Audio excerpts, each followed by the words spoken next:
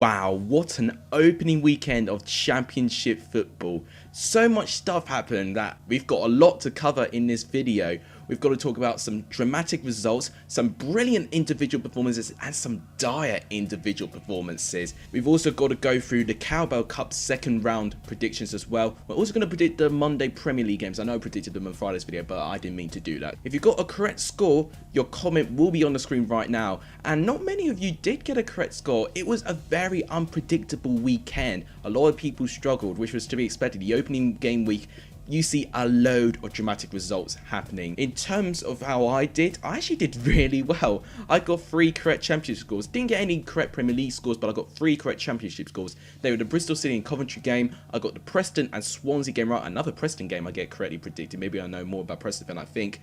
And also the Millwall and Stoke game, which ended 0-0. So I'm pretty proud of my performance actually. This is the new Lexus Hall of Fame, and this is how it looks. I'm in pole position.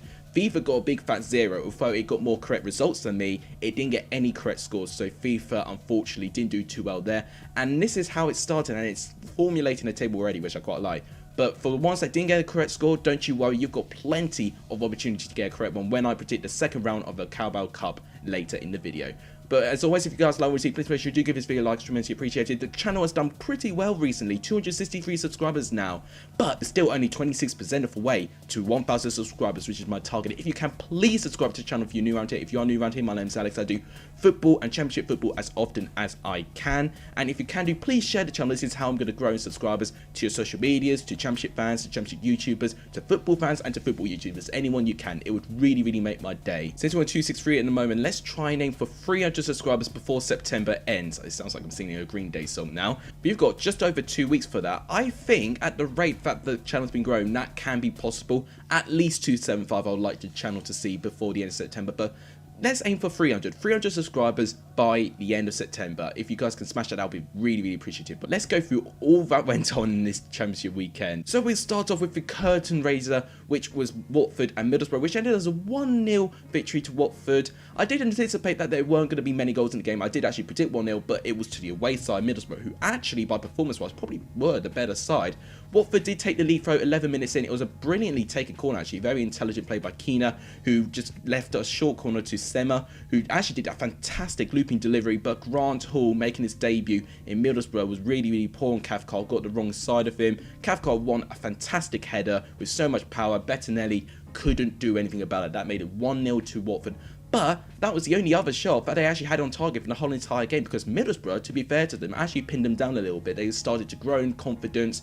Didn't get as much of the ball as Watford did. Watford, of course, got a lot of the ball, but they didn't manage to create any clear-cut chances after that goal. Middlesbrough, under Ashley Fletcher and the Somolonga, were causing some problems, but unfortunately, Ben Foster were equal to their shots. Fletcher had an opportunity, but Foster did very, very well to save it. João Pedro is one player from Watford. I'm really excited to see how he develops. He's a fantastic player. He's a player that has everything: intelligence, pace, and power. I'm really excited to see how Pedro does in the rest of the season. It was not a very convincing performance by Watford, but it's a really good sign to show that they can still get a maximum of 3 points even if they're not playing well. Middlesbrough, I understand how they were a little bit unlucky that they didn't get anything. Unfortunately, the strike partnership just wasn't on their strongest day, and if they just took one of their chances, it could have been a very different game. We then go to Saturday's games. We start off with Birmingham repeating what happened last year, getting a 1-0 victory over Brentford. Could we see a playoff hangover going round Brentford? You know, you can almost feel it, but performance-wise, they did play really well. They had chance after chance. Brentford were just unlucky. They hit the post under Josh Da Silva, and they also hit the crossbar under a bicycle kick under Canos, who had to step in place of Ben Rama following the interest that he received. Birmingham, however, did make their one opportunity count. It was poor defending in the corner. Ivan Sanchez with a fantastic ball. Jeremy Bella managed to get a good enough header on it to get past Daniels. He may be disappointed didn't get a hand to it, but it's a brilliantly taken goal. Very intelligent play from Ivan Sanchez with the corner. Prieto, I didn't actually notice, had an injury during pre-season, so Zach Gicott actually had to go in. And because Neil Etheridge was only signed yesterday, he didn't have enough time to go into the squad. So maybe Zach Gicott should actually start more games in Birmingham's goal. Artur Karanka was thinking of getting rid of him, so now he's probably got a bit of a selection headache now. Brentford were really poor in terms of their clinical aspect. Ivan Toney was kept very quiet. They only had 4 shots on target with 16 shots in the whole game, which is not a good sign in my opinion. Definitely not as one-sided as this game was last year, because Birmingham actually did play quite well at stages, but Birmingham should be proud that they took all 3 points. It's not the finished article, but I'm seeing some encouraging signs. And then we go to another 1-0 victory, and this time it went to the away side, Rotherham. How bad of a result could this be for Wycombe throughout their championship season? It was a really close game in terms of possession and shots on goal, but in terms of chances go, I think Wycombe should have taken them much better. For instance, in the opening minutes of the game, Darryl Horgan, basically 2 yards out from the goal, if he was a bit quicker, he would have got a very easy tap in, and if Wycombe had scored that, they could have run riot against Rotherham, but that miss, I think, did plague the entire game. Wycombe also hit the crossbar from Darius Charles as well, which he was unlucky that he missed as well, so Wycombe definitely had the stronger chances, but Rotherham always had that bit of threat that they just stayed in the game, and they were very, very consistent, especially with their set pieces. Sadly, I had a free kick which was well saved by Allsop, but Wycombe were ultimately the side trying everything. They had the ball cleared off the line by Wes Harding. Rotherham did start to look the more threatening side as they showed a little bit of intent for having a few punts in distance, but in the 92nd minute, that is when Rotherham got their goal. It was a corner, and it was Michael Ireke where he managed to outstrength Parker, got a header. Allsop couldn't do anything about it, and that was how Rotherham got their goal, and it ended 1-0 to Rotherham. Wycombe will be disappointed because they know very well that Rotherham are very strong in set pieces. They've been practicing them, so to concede to a set piece in the 92nd minute is going to be very heartbreaking. Rotherham would be very proud of this win because they were in the back foot for quite a fair bit of it. They didn't match Wycombe's level, you know, they actually played into their game plan a little bit, and I think what they did really well is that they managed to snatch and grab the 3 points. Jamal Blackman has also got to be thanked for Rotherham's goalkeeper as well. Pleasantly surprised to see him in goal, but I'm actually really happy that he could get some game time now. Then to the 4th 1-0 victory in a row. This was the result that you needed to predict to get some correct predictions, guys, and this time this went to Luton, but Barnsley should have won this game with the amount of opportunities they had in goal. Luton only had 3 shots on target for the whole entire game, where Barnsley had at least doubled that. Barnsley definitely had the chances, but just did not look like that they were going to score anytime soon. Neither goalkeeper was really tested until we saw a moment of quality from James Collins, the man on form right now, scoring a hat-trick against Norwich in the Carabao Cup. He scores an absolute beauty against Barnsley in this game. Impanzu manages to win a header, and it bounces very kindly to James Collins, and he hits it right in the top right corner. Literally nothing that the Barnsley keeper could have done there. It was absolutely struck. Definitely a contender for goal of the weekend for me. And whilst Luton scored that goal, they had a couple of moments of good quality, but Barnsley once again should have put the game to bed. Freesia had a really good chance in the final few minutes of the game where he was only 2 yards out. He only needed to get the header on target, and that would have been a goal. He got barely any contact, and he headed it wide off the post. It was very disappointing. And what's even more disappointing, he's got to step up for Jacob Brown, who of course they've lost recently to Stoke City. Freezia's got to step up and get his confidence up, otherwise he could be absolutely scrutinised. It's a fantastic win for Luton Town. They've got their season up and running. Barnsley definitely weren't performing badly, but I think their attackers just had an off day. And then finally we get to a result that didn't end 1-0. It was Bournemouth 3, Blackburn 2. Definitely one of the most entertaining games. Bournemouth had a really good start to the championship, but likewise with Watford, for the whole 90 minutes weren't very convincing. It was a very poor and nervy start in the first 20 minutes until Jack Stacey took the lead. It was Junior Stanislas who gave the ball to Jack Stacey, had a really good low drive from about 20 yards out. Kaminsky couldn't reach it. That made it 1-0 to Bournemouth. However, Blackburn, other side you can't underestimate. They really got back into this game. However, Mark Travers in goal would definitely not want to see this one back. It was Bradley Johnson from about 30 yards out, and it squirms under Mark Travers' arms into the net, and that made it 1-1. What I would say that was really good on Bournemouth's part, their heads didn't drop when that mistake took place. It was 1-1 at half-time, but in the second half, Bournemouth really got back with some intent, and it was Jack Stacey once again who made things happen. He gave the ball to Dominic Solanke, got himself into a fantastic position, could have shot first time, but I think his lack of confidence in front of goal right now allowed him to square it to Jefferson Lerma. He hit another low drive which got past Kaminsky, that made it 2-1. But Blackburn once again got back into it. Ram Niambe, who had a terrific game, charged through the right hand side, gave it to Adam Armstrong, who managed to get past Lloyd Kelly, managed to score past Luke Travers, that made it 2-2. And I thought Blackburn were the better side when they got that equaliser. It looked like that they could be the ones winning this game, but no, It was Bournemouth that managed to win the game. I did say in my championship predictions quite a few days ago that Blackburn's defence may cost them some games, and they did, conceding 3 goals in the way that they did. You know, what was disappointing is that they didn't close Bournemouth's players down. But you've got to give Arnaud Dejuma some credit. He absolutely rifles it in the top right corner. Nothing that Kaminsky could do about that. Bournemouth, of course, did really well to get 3 points, but defensively, they look a bit all over the place right now, and Travers definitely needs to gain his confidence in goal. He looked really good in the Premier League. I was surprised that he was a bit rusty coming into this game. Blackburn don't have a lot to begrudge about him. If they can perform at that same level, but also just clear up defensively, I think Blackburn could be a playoff contender. I genuinely believe that. They were absolutely unbelievable at times. We then saw Bristol City make a winning start against newly promoted Coventry. A really close game as well, actually. Bristol City started very quickly. In fact, 20 seconds is how long it took for them to score the goal. Coventry will be very disappointed defensively that they conceded the goal that quickly in the game. Famarajeju made a very clever pass to Naki Wells, who was pretty much free. He squared it to Jamie Patterson. The defence was still trying to get into position. He scored. That made it 1-0 Bristol City, and I thought Bristol City could run right with the attacking players that they got.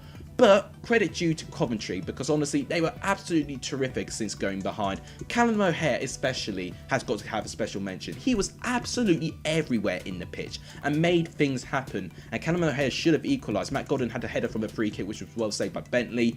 O'Hare tried to score the follow-up, but it hit the post, unfortunately for him.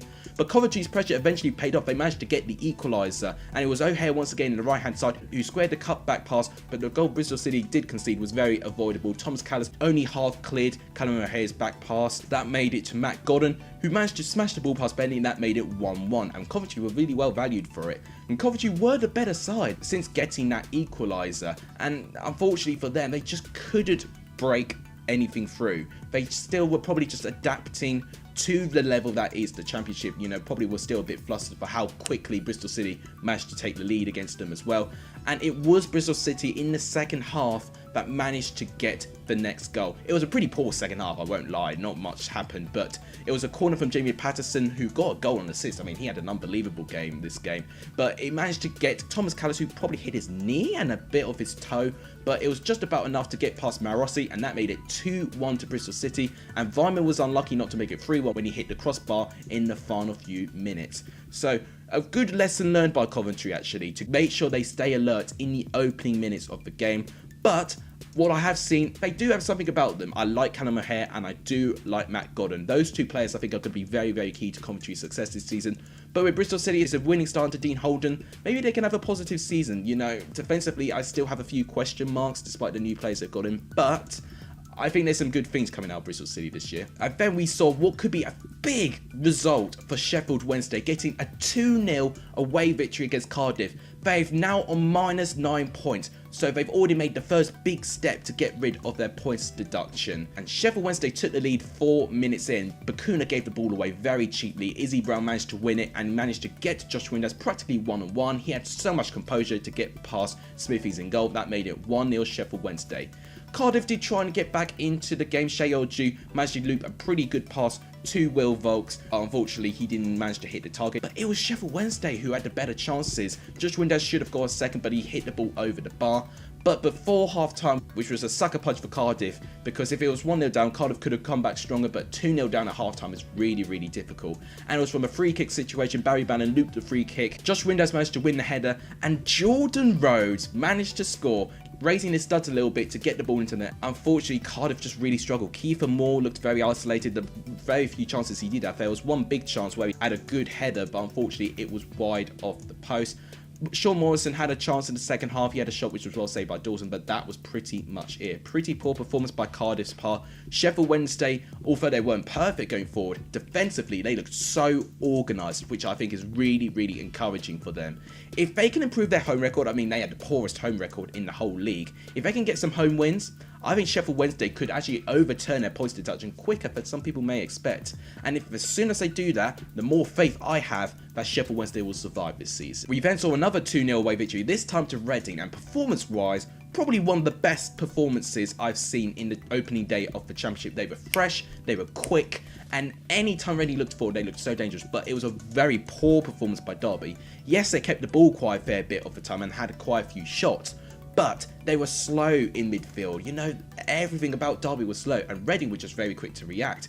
Reading should have scored 19 minutes in, or at least managed to have a good pass to Lucas João. Marshall made the save, and John Swift, completely unmarked, should have followed up with a goal, but he hit it straight over. I mean, that was just a classic example of some top quality players being quite rusty. But Reading got their reward for starting so positively, with Lucas João getting the goal. It was a corner by Elise, and Lucas João managed to get the goal, and brilliant taking goal. And with the second goal, they managed to score it just before halftime. Very crucial in my opinion. If they hadn't done, maybe Derby could have grown back into it.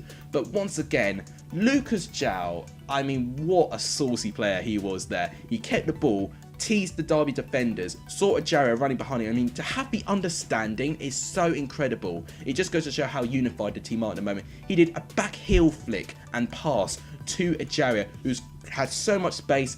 Intelligent play on his part as well. He managed to score past Marshall. That made it 2-0. Derby barely threatened, unfortunately. They really did not look like they were going to score, despite Wayne Rooney coming on in the second half. If any team was going to score, it was going to be Reading. Lucas João had another opportunity where his effort managed to hit the crossbar, but apart from that, that was game, set and match for Reading. I tell you what, if Lucas João stays this consistent, he could be absolutely unplayable. Derby could not deal with him, and he tends to have his Lucas João. He starts very well, but injuries just kind of plagues his form. If he could just stay a full season without injured, him by himself can almost take Reading to the promised land. I mean, I did say in my championship predictions that Reading could literally be anywhere from fighting relegation to go into the top 6. I tell you what, if they keep those performances up, they will be definitely top half of the table. And then we've got a streak of bad games coming up, starting off with Huddersfield versus Norwich, which ended 1-0 to Norwich. Pretty bad game overall. Neither goalkeeper needed to make really tough saves, but a sucker punch for Huddersfield because they defended so well against a very strong Norwich side, which I have to say still looks a little bit of a Premier League hangover, you know, lacking confidence. There were a couple of refereeing decisions though, which were controversial to say the least. 2 penalty appeals for Norwich, which I think both were unlucky that Norwich didn't get anything. Although for Huddersfield's part, Cantwell should have got a red card for elbowing a player. He only got a yellow card. I mean, the refereeing overall, I think, was just very controversial. Let me know what you thought of it in the comments down below. I mean, I think Norwich did get what they deserve. I mean, their penalty appeals were definitely strong. I mean, especially Max Aarons' one on Christopher Schindler. How that wasn't a penalty, I have no idea. Unfortunately for Huddersfield, it'll be a sucker punch because it was Richard Stearman with an awful attempted back pass to Ben Hamer. Timu Pukki manages to get round it. He nicks it. And him being in my fantasy team, I hoped he scored, but actually he squared it to Adam Ider, who was only on the pitch for a couple of minutes. He managed to shoot in the net of the goal. That made it 1-0 to Norwich. Very unfortunate for Huddersfield's part. I mean, I predicted this to end 4-2, so I got this game very wrong, actually. It was actually a lot more cagey than I thought. Huddersfield, there are some positives defensively, but attacking wise, they look really lifeless. I mean, Colin Grant was on the bench in that game following the interest. I mean, either play him or don't have him in the squad at all, in my opinion. Don't put him on the bench, especially because of the interest. If he's in your squad still, play him. And I think he would have made a difference if he played. I think Corona was just not good enough in that position. It's not a natural striker. He's a central attacking midfielder, for goodness sake. As in Norwich, not a convincing performance once again, you know, matching their relegation teams as well with Watford and Bournemouth. But they got the win, which I think was key. And I think this is quite rare where you see all 3 relegated sides pick up a maximum of 3 points this time. A complete opposite of what happened last year as well. And then to my third correct score, which was actually Millwall 0, Stoke 0. I got this game spot on because there was practically no opportunities. I mean, Bill Kowski had to make a couple of saves, but they were so simple. And Stoke's keeper, I mean, he barely only made 1 save in the opening minutes. I mean, apart from Millwall in the opening minute of the game, they only had 1 shot on target. 1 shot on target at home. That is embarrassing. Stoke, I say, were definitely the better side. They definitely created more and looked more dangerous. Sam Vokes and Tyus Campbell looked really dangerous, but unfortunately they just had an off day and just could not hit the target. Millwall need to get their act together. They've got a squad definitely worthy of top 6. Stoke had a really good performance, and I think they were taking away point at the moment. I think Stoke could definitely go places. Millwall, on the other hand, definitely need to improve. They had so many attacking players on the pitch. Definitely underperformed in that game. Then to the third bad game in a row now, as we saw Preston lose 1-0 to Swansea at home. Now, this could be very crucial. Now, Preston is one of the most frustrating teams I've seen in the opening weekend because in the midfield and the defence, they play some beautiful football. But attacking-wise, They are dire. I'm sorry. They are absolutely dire in attack. They barely look threatening going forward. And Swansea looked like they were a team that barely needed to go into second gear. Jake Bidwell had a fantastic performance, by the way, in Swansea. He made all the chances happen. In the first half, it was really poor. Barely anything went down there. In the second half, that's when the game went back to life. Swansea had a goal disallowed from Jake Bidwell. He was very unlucky that he was caught offside. However, a couple of minutes later, Jake Bidwell managed to loot the ball, managing to find Morgan Gibbs White to score. On his debut, he bundled the ball in past Connor Whitley. That made it 1-0 to Swansea. And Swansea did continue to have chances. Morgan Gibbs White had another opportunity where he headed something over the bar. And also, Jake Bidwell also had an opportunity that hit just over the goal. But Preston did grow into the game in the final 20 or so minutes. Swansea did take their foot off the gas a little bit.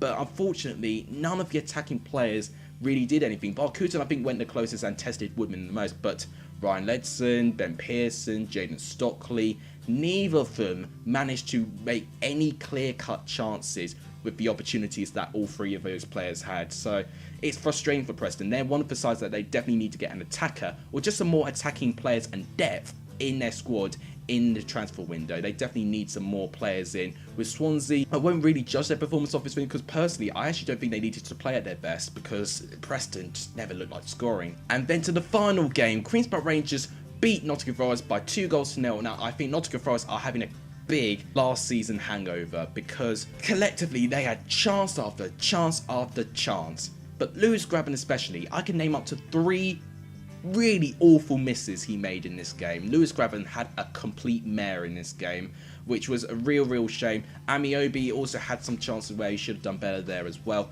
And despite Nottingham Forest having so many chances, they really just couldn't test the goalkeeper.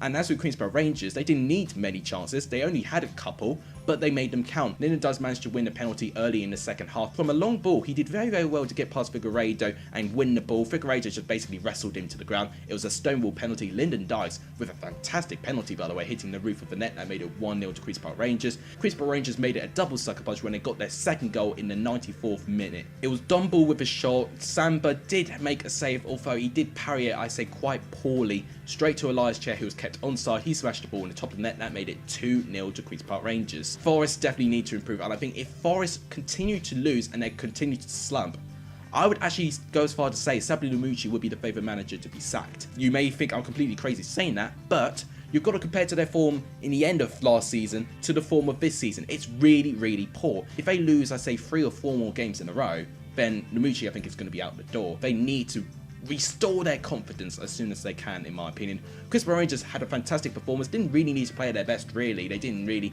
have a load of opportunities. I think say Forest were the better side in terms of keeping the ball, but in terms of attacking play, Queen's Park Rangers made their chances count, and that is what matters. So this is the championship table after game week 1. Obviously, this table is probably really not going to be the same at the end of the season because we saw the likes of Wigan and Charlton be on top of the table in the opening game of the season. But it's interesting. Queen's Park Rangers and Reading being the 2 teams in the top 2 right now. Bournemouth, Bristol City, Birmingham and Luton Town in the top 6, which is 4 sides you don't traditionally see in the top 6. Rotherham and Norwich just outside. Then looking at the bottom 6, you get Preston, Wycombe, Cardiff, 21st, Derby, Nottingham Forest, and of course Sheffield Wednesday on -9 points. So that wraps up my analysis on game week 1 of the championship. Just before we move on to the Carabao Cup predictions, my result of the weekend, I have to say, it's Cardiff 0, Sheffield Wednesday 2. A big win for Sheffield Wednesday, under pressure with their 12-point deduction. They've already made a big step to try and get rid of it. That is my result of the weekend by a long way, in my opinion.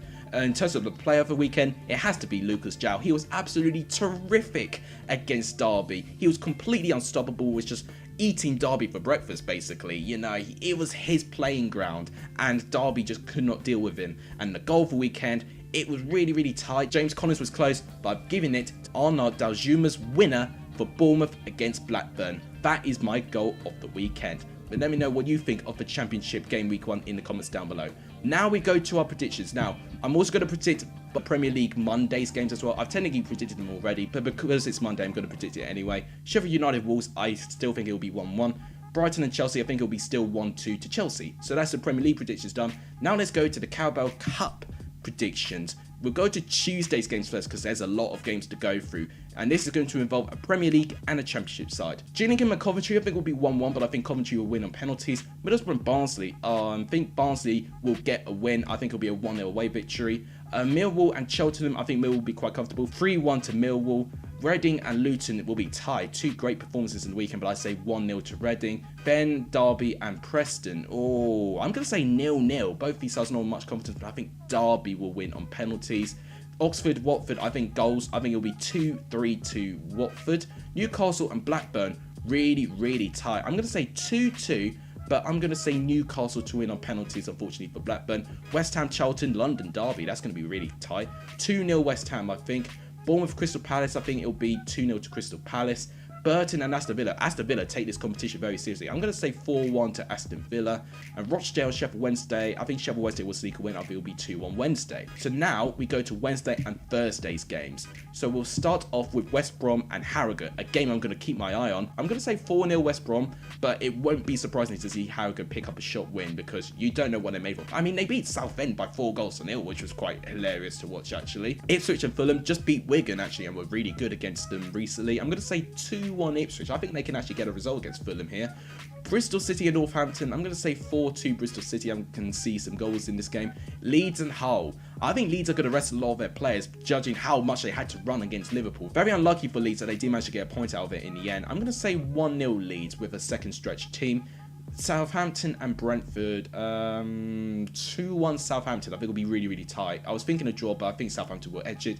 Everton, Salford. Salford will take this one seriously, but I'm going to say 3-2 Everton. I think Everton have got a strong enough squad on their hands. Burnley, Sheffield United, blimey. I'm going to say 0-0, but Sheffield United to win on penalties. Wolves and Stoke, really tight, but I say Wolves will win by 2-1 after Nuno Espirito Santo has just signed a 3-year deal. And Brighton and Portsmouth, wow, South Coast derby. Ooh, I'm going to say 3-1 Brighton. I think they'll be comfortable. So that wraps up the end of this video. If you guys like what you see, want to see more videos like this in the future, please make sure you do give this video a like. It's tremendously appreciated. I'm not going to upload as much because university is coming back very soon for me, so you will see a reduced schedule, so I hope you appreciate that. If you haven't done, please subscribe to the channel. It really helps me. And if you haven't done, please share the channel. It would really make my day. But that wraps it up. Thank you guys so much for watching. You guys are legendary if you saw the end of this video. And as always, take care, guys.